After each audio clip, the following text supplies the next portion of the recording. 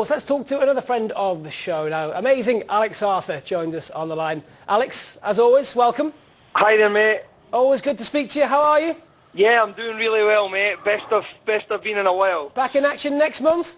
Yeah, can't wait. Yeah, really excited. It's been a while out now, so had a few challenges, few things coming against me in the kind of 9 months I've been out, but I'm ready to go again. I really am. Well, with you coming back in this one, Alex, and hopefully you retain some sort of ranking. There's possibly a few things opening up, especially with Marquez. In theory, a couple of more vacant titles there.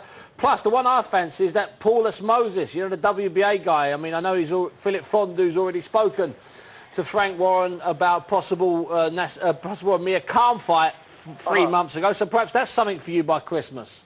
Yeah, most definitely, Steve. I mean, obviously, I wouldn't mind being fast-tracked now. I just want to get back in the ring first and find my feet at the new weight and, feel what it's like. But I really do feel good, and hopefully I'll be fighting for a title by the end of the year. Hopefully Frank will be able to work on that for me. Now, on that show, the Belarus Sports Centre on whenever it's the 19th of June, Alex, what sort of opponent do you need? Because you don't need a knockover job, do you? At the same time, really, you don't Steve, need... No, I really don't. I mean, I trust Frank. Frank's one of the best managers as well as promoters in the game, and I'm sure that he'll get me the right guy. For the right occasion. Come fight time, well, I've been out 9 months, but I don't really need a knockover job, and I doubt it very much that they'll get me one. Now, Paul Kerr from Dunblane has sent in, he's a regular listener to viewer of the show, and he sent in, he said you must be enjoying it, the fact that you're not having to diet, you're not having to drain yourself at the weight. Have you found yourself in a better mood? Because let's get it right, all fighters, Alex, even smiley ones like you, when you have to make the weight that last week, 2 weeks, you can be a right pain in the jacksie for the people around you. Oh, Stevie, honestly, I mean, I can't even begin to explain. I really can't, but, it's unbelievable being able to eat some carbohydrates and train hard, and properly for a change. So, for over the past 2 years, I really did fall out of love with boxing to a certain extent, because all it was about was making weight, and, it was horrendous, and, but now having that allowance, that extra, well, for this fight, 8 pounds on top of what I've ever weighed before, it's just fantastic, Yeah.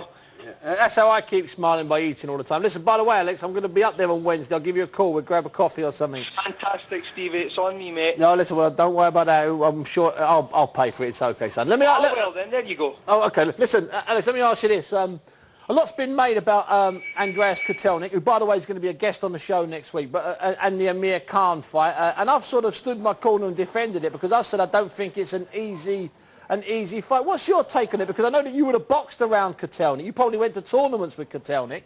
Yep, I sure did, Steve. And if I'm right in saying, I believe I boxed him. You probably did, yeah. Yeah, I believe I boxed him in Turkey in 1998. And I believe that he beat me 1-0 on the computer scoring system. 1-0? Yeah, I believe so, yeah. So, that's not a boxing score, Alex, that's a football score. score. It's unbelievable because we both stood there and threw loads of punches, but I think that was just that time period where the scoring was a bit iffy. So, yeah, that happens. But yeah, I believe I have fought him, and I boxed in numerous competitions with him. And yeah, he's a very good fighter. You know what I remember most about him? He had great balance. Yeah. And he punched when he had to punch. He never punched for the sake of punching. He's got very fast hands, even though he moves pretty slow. His hands are very quick, and he can put some really impressive combinations together as well. Well, let's hope it doesn't get too impressive on June 27th. Listen, Alex, I'll speak to you next week. See you next week. Thanks for joining us on the show. And bye, everyone. Thanks, Alex. Top man, Alex Arthur. Right, let's...